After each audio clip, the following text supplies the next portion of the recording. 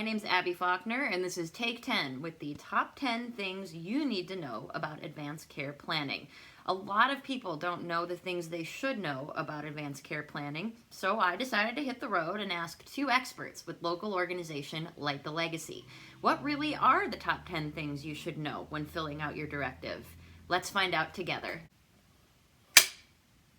This is Patty Bresser. Hi. And Lynn McKenzie. Hi. Lynn and Patty are both advanced care planning facilitators and instructors. And I'm going to start with you, Patty. First, what exactly is advanced care planning?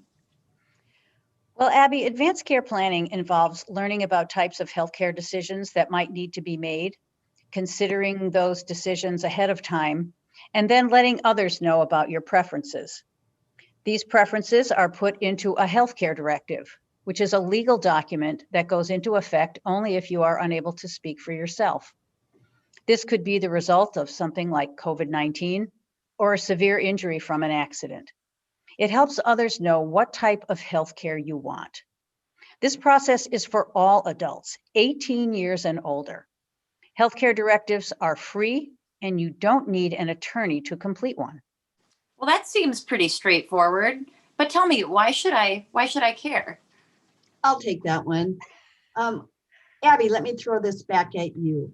What does a good day look like to you, or what does living well look like to you?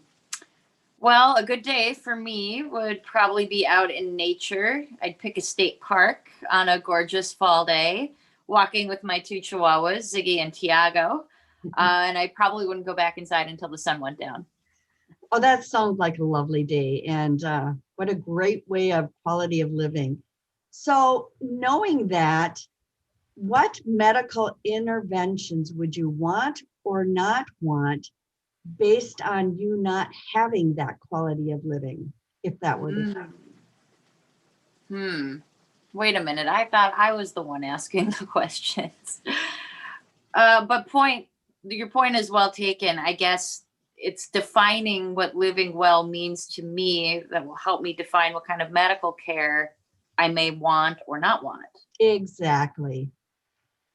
I understand that one of the most important things a person can do is appoint their healthcare agent. In other words, someone who can speak for you when you're not able to speak for yourself, like if you were in a car accident, for example. Patty, can you pick anybody? Well, yes and no. Now that's being decisive. Let me explain. You really should put some thought into it because not everyone would be a good healthcare agent, and they might not want the responsibility. Your healthcare agent should be someone you can talk with about your values and goals, someone willing to accept this responsibility, someone who will follow your wishes even if they disagree, and someone who can make decisions in stressful situations. That makes sense. And now that I think of it, I know I have a few people in my life who, let's just say, might want to follow their own wishes instead of mine. So, can I actually change my healthcare directive if I've changed my mind on who I want to be my healthcare agent? I've got this. You bet you can change your mind. All you need to do is update your healthcare directive, and you can do this for any reason. Another way to look at when you may or may not want to update your healthcare directive is the 5 Ds. Okay, I'll bite. What are the 5 Ds? That's easy. 1 is decade. Anytime you move from one decade to another, 20s to 30s, 30s to 40s, it's a good time to take a look at your healthcare directive. 2 is divorce. If you're going through a divorce or ending a significant relationship or have a major family event, that's a good time also to take a look. 3 would be death. If there's a death in your family or a death of someone close to you, good time to do a review. The 4th would be a diagnosis. If at some point you receive a new medical diagnosis, that's another time that it's good to take a look. And finally, decline in health. If over the course of your life you find that you are declining in one way or another, It's good to take a look at your healthcare directive and see if you want to make any changes. Mm-hmm. 5Ds. That's actually a really clever way to be reminded. I think I can actually remember that. So I'm curious, is it important to tell someone? I would think that having this conversation with a loved one would be difficult and maybe hard to start. Do you have any suggestions on how I can do that? Sure, it's important to have the conversation with multiple people. For example, your healthcare agent, your alternate agent, your provider or physician, and any other family or friends that's in your immediate circle. If you want to start the conversation with a loved one, some examples might be, I need your help with something. Can we talk? Or, my biggest fear is losing you and that I won't know how you want me to care for you toward the end. Can we talk? Another one, do you remember what happened to Aunt Carol? I don't want that to happen to you. Or, you've given care to me your whole life. Now it's my turn to care for you. Can we talk? Those are great examples. It dawns on me though, a lot of people might say, I thought the healthcare directive is just about if you want CPR or not. Is that correct? Actually, no. It can include a decision about CPR, but it's much more than that. It's about expressing your wishes. My wishes? What do you mean by that?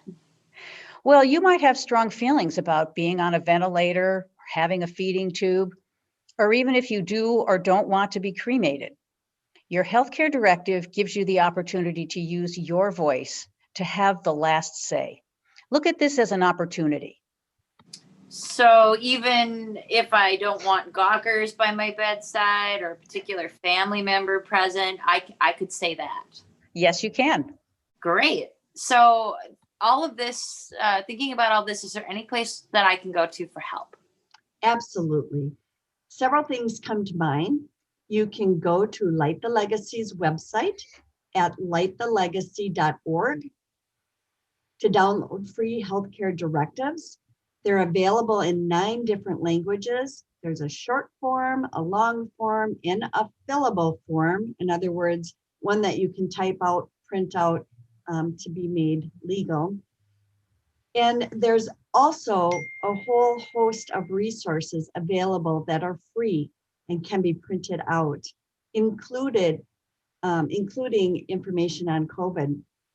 The second thing that comes to mind is that at Whitney Senior Center here in St. Cloud, every first and third Tuesday of the month, there are trained advanced care planning facilitator volunteers available from 11 to 12 noon to walk you through the document, answer any questions that you might have, and help you make it legal. These sessions are currently made available via Zoom and in person. So if you don't live in St. Cloud, you can still join in. Check out Light the Legacy's website for more information. And watch the website for updates on adding an evening session for those who might not be able to come during the day, and opportunities to be held at other locations. This is all so helpful. So now what? Well, challenge yourself, Abby. Set a goal to complete your own healthcare directive. If you've already completed one, review it and make sure it reflects your wishes today. The resources are available, and Light the Legacy is here to help. And did Patty mention it's free? It is. Once you've completed your document, be sure to make copies for your healthcare provider, your healthcare agent, and any other family or loved ones who should know your wishes. And most importantly, have the conversation with your loved ones. Okay, so now that somebody has completed all of those, is there anything else that they should do? What comes next? Well, share this adulting thing with your friends and family, whether that's in person, via email or Facebook or some other means. Share that you took the challenge and that you are challenging them to complete their own healthcare directive. With what we went through with COVID this past year, I once again have updated my own healthcare directive. Life events happen that might influence our thought process as it relates to our healthcare wishes. Then let us know on Light the Legacy's website that you did it and join the movement. What do you mean by join the movement? Well, the movement where you can say, I did it. That's the adulting thing I was talking about earlier. Anyone 18 years and older should have their healthcare directive filled out. Anything I missed, Patty? Well, I'm glad you asked, Lynn. Make sure you go to Light the Legacy's website, lightthelegacy.org, go to the I Did It section, enter your name, and be part of the I Did It movement. It's the cool thing to do. Then watch during the month and beyond for more educational information, events, and prizes. All right, that sounds great. I think I'm actually going to go there right now and put my name down that I did it and that I have joined the movement because I have completed my healthcare directive. Awesome. Wonderful. Thank you so much, Patty and Lynn. Thank you. Thank you. And that's a wrap. Now won't you join me and join the movement?